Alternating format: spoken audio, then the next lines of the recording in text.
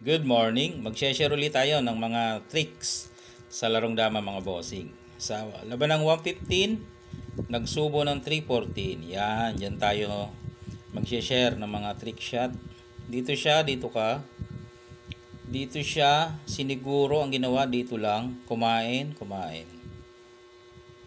Dito, doon naman. Pagpunta rito, nagsulong ang green. Pagsulong ng pula, nagsulong ang green.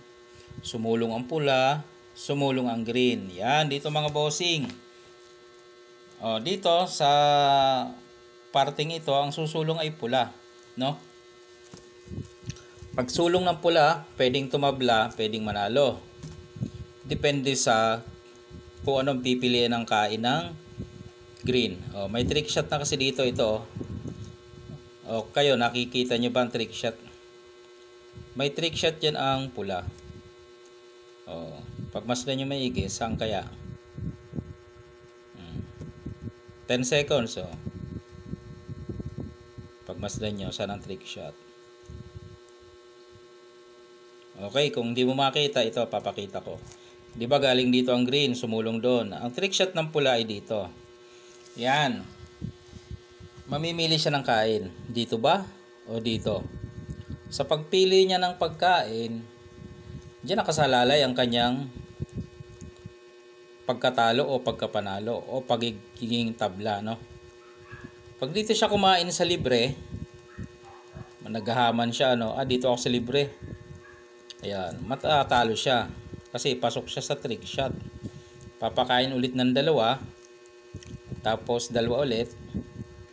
Yun, dadama yun doon sa dulo. Pagsulong, wala na. Harang na yung gitna.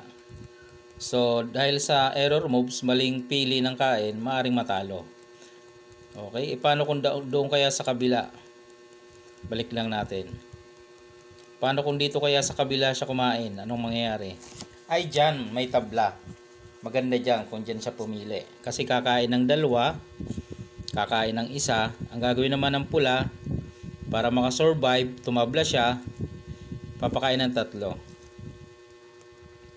Yan, tapos sasaluhin niya dito.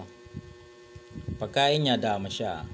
Siyempre, maghahabol ng tong green, maghahabol ng tabla. Susulong dito. Alis yung dama. Pababalikin. Bubukas. Ayun.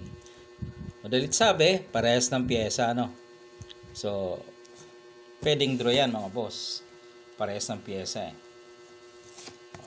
Doon sa dito, ang ating matutunan dito, huwag gahaman. Kahit pa kita mong libre ang kain, pag-isipan, bilangin, baka pain lang yan, Pinapapasok ka lang. Ayun lang ang may share ko mga bossing.